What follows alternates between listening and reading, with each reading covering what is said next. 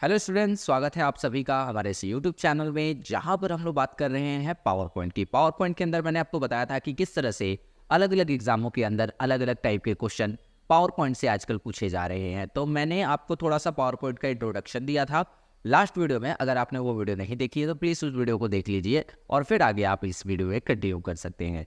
चलिए, तो मैंने आपको बताया था कि पावर पॉइंट से और ऑफिस पैकेज ऐसे ऐसे सॉफ्टवेयर्स है जिससे कि आपके किसी भी एग्जाम के अंदर क्वेश्चन पूछे जाते हैं। खासकर बेल्ट्रॉन जो एग्जाम अभी होने वाला है उसके अंदर बहुत सारे क्वेश्चन अभी आपको रिसेंटली देखेंगे। अगर प्रीवियस ईयर क्वेश्चन देखते हैं तो आपको maximum question PowerPoint, Excel और वर्ड से दिखेंगे। बाकी फंडामेंटल और नेटवर्किंग, इंटरनेट जैसे टॉपिक से जो क्वेश्चनों की संख्या होती है वो लगभग समान होती है। अगर आप उन्हें स्टडी करते हैं तो आप इजीली क्या करेंगे कि उसके क्वेश्चंस को सॉल्व कर जाएंगे। लेकिन जहाँ बात आती है प्रैक्टिकल की, वहाँ पर थोड़ा सा आपको डीपली जानना होता है। तो मैंने यहाँ पे क्या शुरू किया है, मैंने यहाँ पे पावर पॉइंट शुरू किया है ताकि आपको पावर पॉइंट के एक एक ऑप्शन को मैं अच्छे से यहाँ पे समझा सकूँ। और यहाँ पर हम लोग ज़्यादा फोकस करेंगे किस बात पर, यहाँ पर हम लोग ज़्यादा से ज़्यादा फोकस करेंगे थ्योरेटिकल चीज़ों पर और उन जो भी ऑप्शन है उन पे, उनके काम पे, इस पे हम लोग फोकस करने वाले हैं। साथ ही साथ हम क्या देखेंगे कि उससे रिलेटेड कौन कौन से क्वेश्चन अभी तक एग्जाम में आए हुए हैं या आगे आने की संभावना है। ठीक है, तो इन्हीं सब बातों के साथ चलिए वीडियो को शुरू करते हैं और वीडियो में अंत तक बने रहिएगा क्योंकि वीडियो में काफ़ी ज़्यादा मैं चीज़ें आपको बताने वाला हूँ। सबसे पहले क्या करते हैं, आप अपने कंप्यूटर स्क्रीन पे जाएंगे। सबसे पहले आप स्टार्ट बटन पे जाएं और आप पावर पॉइंट को स्क्रॉल डाउन करके निकाल सकते हैं। आप चाहे तो सर्च करके लिख सकते हैं पावर पॉइंट। तो इस तरह से हम पावर पॉइंट को ओपन कर लेते हैं। लास्ट टाइम मैंने आपको बता दिया है कि पावर पॉइंट को जब हम ओपन करते हैं, स्टार्ट करते हैं, तो हमारे सामने कुछ ये वाले स्क्रीन आती है और इस स्क्रीन पर आपको क्या करना है, ब्लैंक स्लाइड लेना होता है। अब ब्लैंक स्लाइड हम क्यों लेते हैं, ताकि हम अपने हिसाब से जो है डिज़ाइन कर पाए। मतलब कि ब्लैंक प्रेजेंटेशन पहले आपको लेना है और फिर आपको अपने हिसाब से इस प्रेजेंटेशन को तैयार करना होता है। ओके, तो हम लोग यहाँ पर ये सी बातें नहीं करेंगे।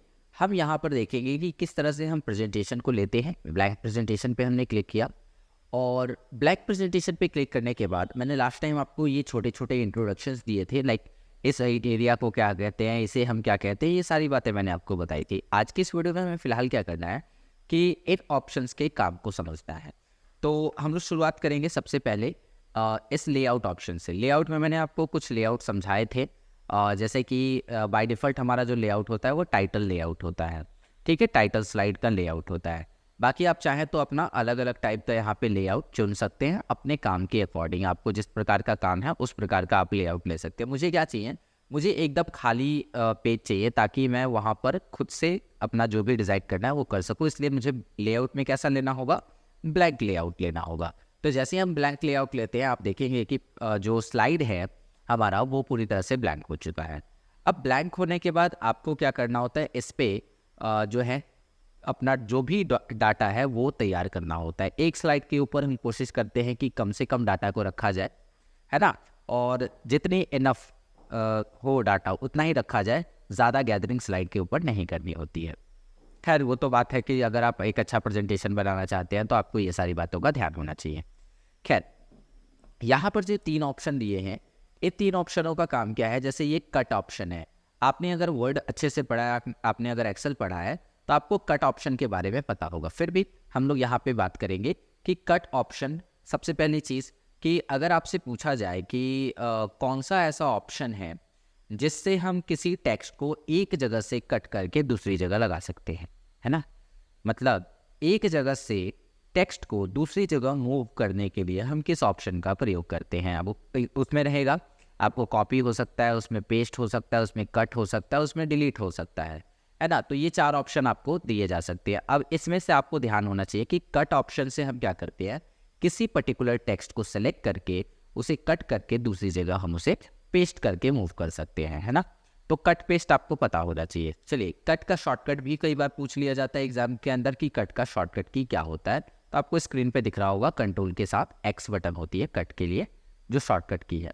उसके ठीक नीचे जब हम आएंगे तो यहाँ पर जो दूसरा ऑप्शन होता है इसको बोलते हैं कॉपी ऑप्शन। कॉपी ऑप्शन का काम क्या होता है कि जैसे आपने कोई डाटा सेलेक्ट किया और आप चाहते हैं कि वो डाटा वहाँ भी रहे और उसकी एक डुप्लीकेट कॉपी भी बन जाए, देन आप उस डाटा को कॉपी कर लेते हो। कॉपी करके आप जितनी बार चाहे उतनी बार पेस्ट कर सकते हैं। सवाल यहाँ पे बनता है कि एक बार किसी टेक्स्ट को कॉपी करने के बाद हम उसे कितनी बार पेस्ट कर सकते हैं। तो इसका आंसर होगा अनलिमिटेड टाइम्स, मतलब कि जब तक आपका हार्ड डिस्क फुल नहीं हो जाता, आपका रैम फुल नहीं हो जाता, तब तक आप कर सकते हो। कहने का मतलब है कि अगर आप किसी डाटा को एक बार कॉपी करते हो तो आप उसे जितनी बार चाहे उतनी बार पेस्ट कर सकते हैं। ऐसा नहीं है कि हमें एक ही डाटा को बार बार कॉपी करके फिर पेस्ट करना होगा। अगर हम किसी डाटा को एक बार कॉपी करते हैं तो हम उसे जितनी बार चाहे उसे पेस्ट कर सकते हैं। बाकी कॉपी का जो शॉर्टकट की होता है वो क्या होता है, Ctrl+C। ओके, नाउ उसके बाद आते हैं पेस्ट ऑप्शन पे। तो पेस्ट ऑप्शन के लिए क्या है, पेस्ट का जो आप काम है वो है किसी भी कट या कॉपी किए गए डाटा को कर्सर पॉइंट पे पेस्ट कर देना। ओके, और पेस्ट के लिए जो शॉर्टकट की यूज़ होता है वो होता है Ctrl+V। अब एक सवाल और आता है कि जब भी हम कोई डाटा कट या कॉपी करते हैं तो वो कहाँ स्टोर होता है। क्योंकि आपको अगर ध्यान हो तो हम मान लो कि कुछ चीज़ कॉपी करते हैं और उसके बाद कोई दूसरा काम करने लग जाते हैं, लेकिन थोड़ी देर बाद अगर हम उसे पेस्ट करेंगे तो वही डाटा पेस्ट होगा जो लास्ट टाइम आपने कॉपी किया था, है ना। तो इसका मतलब है कि वो डाटा कहीं ना कहीं तो स्टोर होगा ना। तो क्वेश्चन ये आता है कि जब भी हम किसी डाटा को, किसी भी टेक्स्ट को कट करते हैं या कॉपी करते हैं तो वो कहाँ स्टोर होता है। तो वो एक टेम्पररी लोकेशन क्लिपबोर्ड के अंदर जाकर स्टोर हो जाता है। मतलब एक लोकेशन होती है क्लिपबोर्ड, वहाँ पर जाकर आपका सारा डाटा जो है वो स्टोर हो जाता है। लेकिन कब तक वो स्टोर रहेगा, जब तक हम कोई नई चीज़ कट या कॉपी ना कर लें। फॉर एग्जांपल हमने किसी लाइन को कट किया और उसके कुछ देर तक हमने दूसरे काम किए और फिर जाके पेस्ट किया, तो हमारा वही लाइन पेस्ट होगा जो हमने कट किया था। फिर दूसरा कब वो हटेगा, कब, जब हम किसी दूसरे टेक्स्ट को कट या कॉपी कर लेते हैं। तो सिंपल है, समझ में आ गई बात। अब ये सवाल तो हो गया कि जब भी हम कोई डाटा कट या कॉपी करते हैं तो वो कहाँ जाके स्टोर होता है, वो होता है क्लिपबोर्ड के अंदर। चलिए, इतनी समझ गए बात। अब हम बढ़ते हैं आगे। इसके बाद यहाँ पर दिया हुआ है स्लाइड्स। स्लाइड्स के अंदर कुछ ऑप्शंस हैं, इनको हम समझ लेते हैं। जैसे यहाँ पर है न्यू स्लाइड।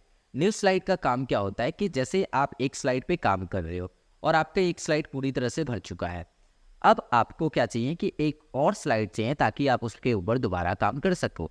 और ऐसे में आपको ज़रूरत होती है एक नए स्लाइड की, और नया स्लाइड आपको मिलेगा न्यू स्लाइड ऑप्शन पे जाकर या शॉर्टकट की Ctrl+M दबाकर। लेकिन जब आप न्यू स्लाइड ऑप्शन के इस ड्रॉप डाउन मेन्यू पे जाते हैं तो आपको तमाम लिस्ट मिल जाती हैं कि कौन कौन से स्लाइड्स के लेआउट्स हैं जिनका आप यूज़ अपने स्लाइड के लिए कर सकते हो। सपोज़ मैंने एक ऐसा स्लाइड लिया जिसका नाम है टाइटल ओनली, मतलब इस पर एक स्पेस मिलेगा जिसमें आप अपना टाइटल ऐड कर सकते हो। तो जैसे ही हम लेंगे, स्लाइड की संख्या अभी हमारे पास 1 है, जैसे ही हम इस टाइटल ओनली स्लाइड को लेंगे, अब स्लाइड्स की संख्या हमारे पास 2 हो चुकी हैं। और 2 होने के बाद में आप देखोगे तो पहला स्लाइड हमारा ब्लैंक है क्योंकि हमने उसका लेआउट ब्लैंक सेट किया था, जबकि दूसरे स्लाइड पर आपको एक टेक्स्ट बॉक्स दिखाई दे रहा होगा जिस टेक्स्ट बॉक्स के अंदर आप अपना टाइटल ऐड कर सकते हो। आई होप आपको ये बातें क्लियर हो रही हैं। लेकिन क्या हो अगर आपने मान लो कि टाइटल स्लाइड ले लिया और बाद में आपको रियलाइज़ हुआ कि मुझे ये स्लाइड नहीं चाहिए था, मुझे तो ब्लैंक स्लाइड या कोई दूसरे टाइप का स्लाइड चाहिए था। तो उस केस में आपको क्या करना होता है, उस केस में आप यहाँ पर लेआउट पे जाते हो, न्यू पे नहीं, न्यू पे जाएंगे तो फिर नया बनेगा। मुझे इसी को चेंज करना है, स्लाइड नंबर 2 को ही मुझे बदलना है, जो कि अभी टाइटल स्लाइड है और मैं चाहता हूँ कि इसको चेंज कर दिया जाए। तो मैं जाता हूँ लेआउट पे, और लेआउट पे जाने के बाद मैंने कंपैरिजन लगा लिया। तो जैसे ही हम कंपैरिजन पे क्लिक करेंगे आप देखेंगे कि जो करंट स्लाइड था वो कंपैरिजन वाले स्लाइड में कन्वर्ट हो चुका है। सपोज करो कि आपको कोई भी चीज़ नहीं चाहिए स्लाइड के ऊपर, तो आप क्या करोगे, तो आपको जाना है लेआउट में और यहाँ से क्या ले लेना है, एकदम ब्लैंक ले लेना है। तो ये स्लाइड आपका पूरी तरह से ब्लैंक हो गया है। ओके, तो आई होप आपको ये बात पता चल गई, ये बात समझ में आ गई। बाकी अगले में क्या दिया हुआ है, रीसेट। रीसेट का मतलब होता है कि स्लाइड पहले जैसा आया था ना वैसा ही हो जाएगा।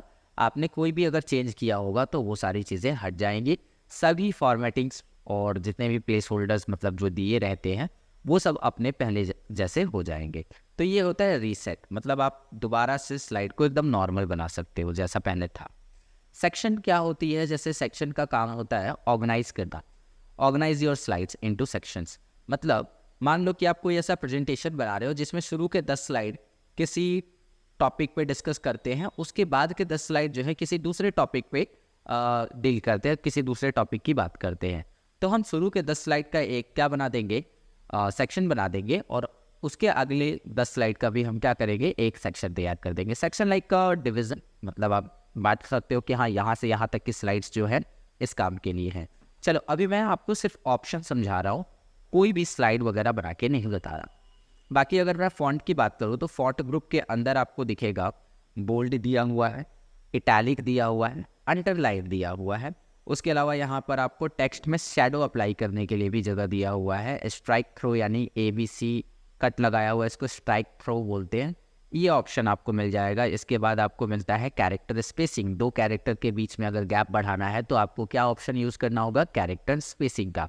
याद रखिएगा, ज़रूरी नहीं है कि पावर पॉइंट, कहीं भी अगर आपको ऐसा क्वेश्चन मिले कि 2 जो कैरेक्टर्स है, 2 जो लेटर है, उनके बीच की गैपिंग को बढ़ाना है, तो हमें कौन सा ऑप्शन यूज़ करना चाहिए। ऑप्शन में बहुत सारी चीज़ें रहेंगी जिसमें एक ऑप्शन रहेगा कैरेक्टर स्पेसिंग। तो कैरेक्टर स्पेसिंग का काम क्या होता है कि 2 अक्षरों के बीच में दूरी को बढ़ाना या घटाना। तो आप यहाँ से बढ़ा या घटा सकते हो। बाकी इसका नाम है चेंज केस। चेंज केस में बाय डिफॉल्ट 5 केस होते हैं। कौन कौन से? सबसे पहला होता है अपर केस। अपर केस का मतलब आपने जो भी बातें लिखी है वो पूरी की पूरी कैपिटल हो जाएंगी। उसके बाद होता है लोअर केस, यानी आपने जो भी लिखा है वो पूरा का पूरा स्मॉल हो जाएगा। फिर होता है कैपिटलाइज ईच वर्ड।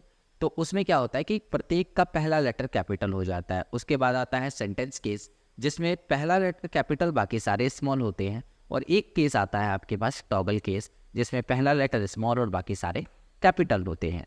चलिए, इस चीज़ को समझने के लिए आपको पहले कुछ लिखना पड़ेगा, तो मैं सीधा ही अब लिखकर कुछ प्रैक्टिकल बातें आपको बताने जा रहा हूँ। जैसे यहाँ पर हमारा जो स्लाइड है वो पूरी तरह से ब्लैंक है, तो ब्लैंक स्लाइड पे कोई भी चीज़ लिखने के लिए आपको कर्सर की आवश्यकता होगी, और कर्सर तो आपके पास है नहीं, यहाँ पर स्लाइड पे कर्सर नहीं होता है। तो आपको क्या करना होगा, आपको 2 ऑप्शन यूज करने होंगे। या तो इंसर्ट में जाइए और यहाँ से टेक्स्ट बॉक्स लीजिए। इंसर्ट के अंदर आपको मिलेगा टेक्स्ट बॉक्स, या फिर आप होम टैब के अंदर ही इस ऑप्शन का यूज़ कर सकते हो ड्राइंग में आपको ये पहला ऑप्शन मिल जाएगा, किस चीज़ का, टेक्स्ट बॉक्स का। तो टेक्स्ट बॉक्स यहाँ से लेना है और इसके बाद यहाँ पर इसे बना देना है। अब बनाने के बाद में हम यहाँ पर क्या लिखेंगे, अपने स्लाइड का जो भी टाइटल होगा या जो भी कंटेंट होगा वो हम यहाँ पर लिखने वाले हैं। ठीक है, तो जैसे मैंने लिखा welcome to PowerPoint, done. अब मुझे क्या करना है, इसे सिलेक्ट करना है। सिलेक्ट करने के लिए हमने सिलेक्ट कर लिया। उसके बाद यहाँ से आप फॉन्ट का साइज़ क्या कर सकते हैं, इंक्रीज़ कर सकते हैं। ये तो आपको पता होगी अगर आपने वर्ड अच्छे से पढ़ा है तो। फिर यहाँ पर मैंने 54 लिखने का जो स्टाइल है वो चेंज कर दिया। लिखने का स्टाइल मैंने यहाँ पर कर दिया है एरियल ब्लैक। अब क्या करेंगे, अब इतना काम तो हो गया, बाकी आप यहाँ से बोल्ड, इटैलिक, अंडरलाइन ये सारी चीज़ें सेट कर सकते हो। और ये जो है ना कैरेक्टर स्पेसिंग, इसको जाकर आप कर दो वेरी टाइट। वेरी टाइट करने पे कैरेक्टर के बीच की जो दूरी हो और ज़्यादा कम हो जाएगी। टाइट करोगे तो थोड़ा सा रिलैक्स होगा, नॉर्मल करोगे तो एकदम नॉर्मल आएगा, लूज़ करेंगे तो थोड़ा और ज़्यादा होगा, वेरी लूज़। और उसके अलावा मोर स्पेसिंग में जाकर आप अपने हिसाब से कलर डाल सकते हैं। मैंने इसको लूज़ कर दिया सपोज, तो देख रहे हो कि इसके बीच की जो गैप है वो थोड़ी सी बढ़ चुकी है। तो ये सारे ऑप्शन होते हैं। इसके बाद मैं अगर बात करूँ इस केस की, तो यहाँ पर आपको केस दिए हुए हैं सेंटेंस केस। सेंटेंस केस क्या होता है कि पहला लेटर कैपिटल और बाकी सारा स्मॉल। तो आप देखोगे जब हम इसे सेंटेंस केस बना रहे हैं तो पहला जो लेटर है W का, वेलकम का W, ये जो है कैपिटल है, बाकी सब आप देखोगे तो स्मॉल हो गया है। चलिए, अगर हम दूसरा वाला इसमें से लेते हैं लोअर, तो इसमें कोई भी भेदभाव नहीं होगा, सबका सब क्या हो जाएंगे, सबके सब स्मॉल लेटर में हो जाएंगे। फिर उसके बाद अगर हम यहाँ पर लेते हैं अपर केस, तो अपर केस में देख रहे हो कि सारे के सारे क्या हो चुके हैं, कैपिटल लेटर में कन्वर्ट हो चुके हैं। फिर अगर हम इसमें से लेते हैं आपका कैपिटलाइज ईच वर्ड, तो कैपिटलाइज ईच वर्ड में आप देखो कि वेलकम का W कैपिटल है, टू का T कैपिटल है, पावर का P और पॉइंट का P कैपिटल आपको यहाँ नज़र आ रहा होगा। ठीक है, अब इसके बाद एक केस बचता है टॉगल, जो कि जस्ट अपोजिट होता है कैपिटलाइज ईच वर्ड का। मतलब उसमें सबका पहला लेटर कैपिटल था, इसमें सबका पहला लेटर स्मॉल कर दिया है, डजंट मैटर। बस इतनी चीज़ें आपको याद रखनी है। अब उसके बाद में यहाँ से हम क्या कर सकते हैं, कलर भर सकते हैं अपने स्लाइड के टेक्स्ट वगैरह के ऊपर, जो भी चीज़ें सेलेक्ट हैं उसके ऊपर। और उसके अलावा यहाँ से हाइलाइटर का भी हम यूज़ कर सकते हैं। फाइनली लास्ट में जब आपको कोई भी फॉर्मेटिंग ना देनी हो तो आप इस ऑप्शन का यूज़ कर सकते हैं, जिसे बोलते हैं हम क्लियर फॉर्मेटिंग। ठीक है, तो ये सारे ऑप्शन आपको समझ में आ गए होंगे। अगर मैं शेडो लगाऊं तो यहाँ देख रहे हो टेक्स्ट के ऊपर एक शेडो अप्लाई हो जाता है। तो कुछ इस प्रकार से हम जो है पावर पॉइंट के अंदर इन सभी ऑप्शंस को देखते हैं और इन सभी ऑप्शन को हम लोग यूज़ करते हैं। तो आज की वीडियो में मैंने आपको जो भी बातें बताई वो बस बेसिक चीज़ें थी, जितने भी ऑप्शन दिए हुए हैं पावर पॉइंट के अंदर उनको समझने के लिए। बाकी पावर पॉइंट में कैसे काम करते हैं, कैसे हम डिज़ाइन बनाते हैं, वो सब हम किसी और सीरीज़ में सीख लेंगे। इस सीरीज़ में मेरा मेन मोटिव क्या है कि मैं आपको हर ऑप्शन के बारे में बता दूँ, किस ऑप्शन का क्या काम होता है, और अगर उसके एग्ज़ाम में आने की संभावना है तो वो भी मैं आपके साथ डिस्कस करता चलूँ। तो बाकी उम्मीद करता हूँ कि ये सारी बातें आपको क्लियर हो चुकी हैं, समझ में आ चुकी हैं। और अगर वीडियो पसंद आई है तो प्लीज़ वीडियो को लाइक कर देना, अपने दोस्तों के साथ भी इसे शेयर ज़रूर करिएगा, और अगर चैनल पे नए हैं तो चैनल को सब्सक्राइब भी कर लीजिएगा। तो ठीक है, ऐसा मैं मान के चलता हूँ कि आपको ये सारी बातें समझ में आई। अगर कोई बात समझ में ना आई हो तो कमेंट ज़रूर कर दीजिएगा। मिलता हूँ आपसे अगली वीडियो में, जिसमें हम लोग बात करेंगे इसी पावर पॉइंट में और आगे जितने भी ऑप्शन हैं उनके बारे में, और उनसे रिलेटेड जितने भी एमसीक्यूज़ बन सकते हैं हम सबके बारे में बात करेंगे। पहले एक बार पावर पॉइंट को कंप्लीट कर लिया जाएगा, फिर पावर पॉइंट से अब तक जितने क्वेश्चन पूछे गए हैं और जितने आगे आने की संभावनाएं हैं, हम सारे क्वेश्चंस को एक एक करके डिस्कस भी करेंगे। ठीक है, तो आज की वीडियो के लिए बस इतना ही। मिलता हूँ आपसे अगली वीडियो में। बाय।